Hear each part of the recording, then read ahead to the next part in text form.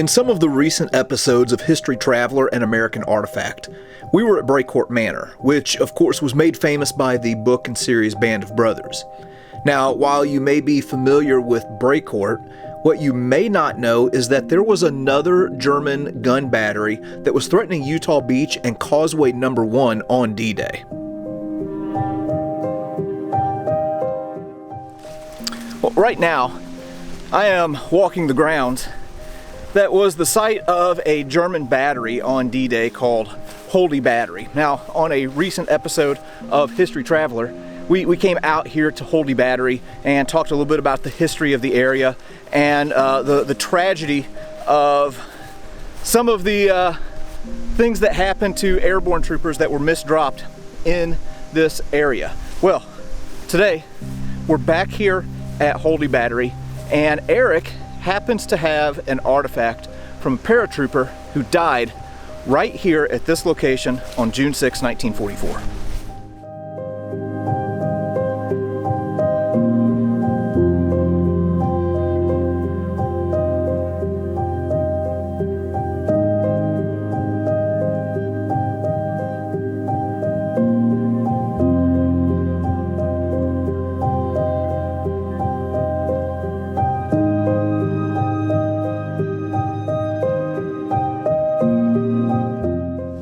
At Holdy Battery today in Normandy, and what we have here is the dog tag of Lawrence Dickey Doyle, who was in 1st Battalion Headquarters 506 Parachute Infantry Regiment, 101st Airborne, and he was killed in action on D-Day. He was misdropped like so many other soldiers, and he ended up in a hedgerow right here. And this is the Holdy Battery. And the Holdy Battery was had 4 German cannons that were aimed at Causeway No. 1 at Utah Beach. And when he got caught up in the hedgerows there, the Germans that manned that battery came up to him and bayoneted him. This is accounts from other eyewitnesses in this area. And he had thermite grenades on him, which were used to destroy weapons and burn cannon, and they were basically a incendiary device. And so the Germans pulled one of his grenades while he was held up in the hedgerows here, and he burned alive. And other troopers had heard the screams, and they said it was horrific. So we're here today at the Holdy Battery, and the man who owns it many years ago were metal detecting around here, and just to my right in this hedgerow he found some of what we theorize is his equipment that burned up on June 6, 1944. Now he rests at the American Cemetery in Normandy, and we're going to go visit his grave a little bit later, and it says June 8th on his grave, but that is due to the fact that his body wasn't collected for 2 days, and Graves registration would put down the date the body was collected. He was missing in action on June 6, but he was killed on June 6 also. And it's really moving for me and poignant to bring this dog tag back to the site where Lawrence Dickey Doyle died on June 6, 1944.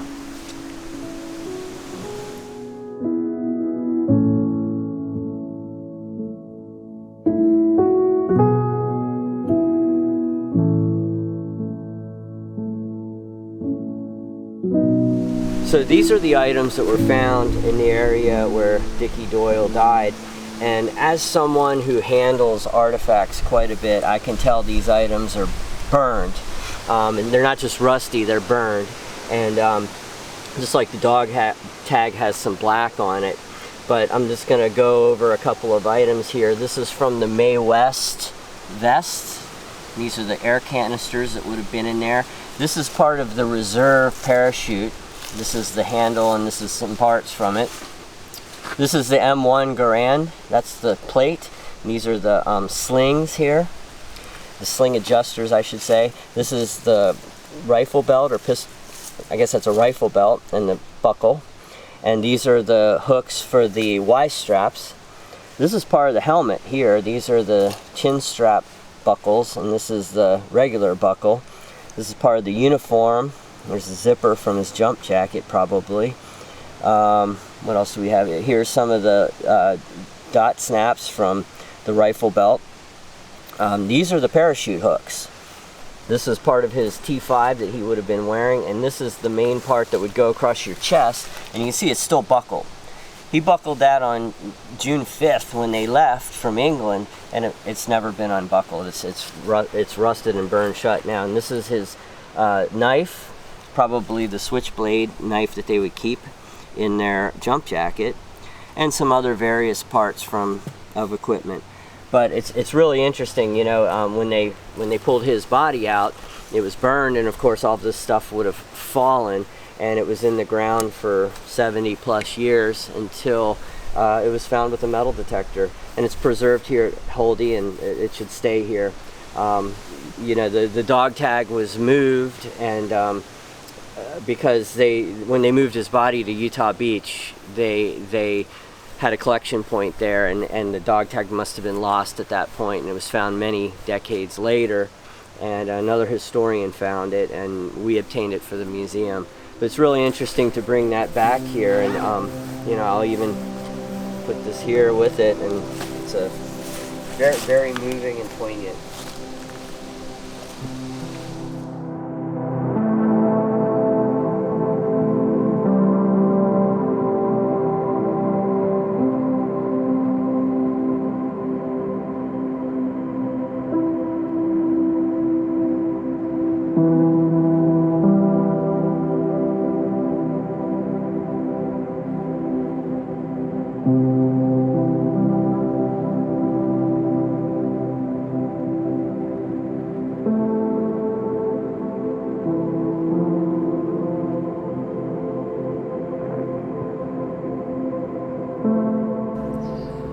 We're at the grave of Lawrence Dickey Doyle. It's Lawrence Richard, nicknamed Dickey Doyle. He was a Mississippian, and he was actually killed on D-Day, and we talked about him a little bit at the Holdy area, and his remains were not found until June 8th, and the reason it's June 8th on his gravestone is because officially, if you're reported missing and if the graves registration people do not find your remains until June 8th, and that's what goes on your grave. But we are certain he was killed on D-Day. I decided to bring his dog tag and photo to the grave today, and I'm also going to place a flag here. It's very moving, you know, when you have these artifacts in your care, and you're taking care of them, and you know, you come to the final resting place. It's very emotional, and you know, I'm always moved by that. And I wanted to tell you, after we filmed at the Holdy Battery and we looked at some of the other artifacts associated with Doyle, Jean, the man that lives there, brought out some pieces of parachute that were also found, you know, some of the reserve parachute, and he decided to donate this piece right here to the museum to put with the dog tag, which was very nice of him. So I brought that with us today as well, and I'm gonna place this here for a moment, and I'm gonna place a flag here. Lawrence Dickey Doyle, you are not forgotten.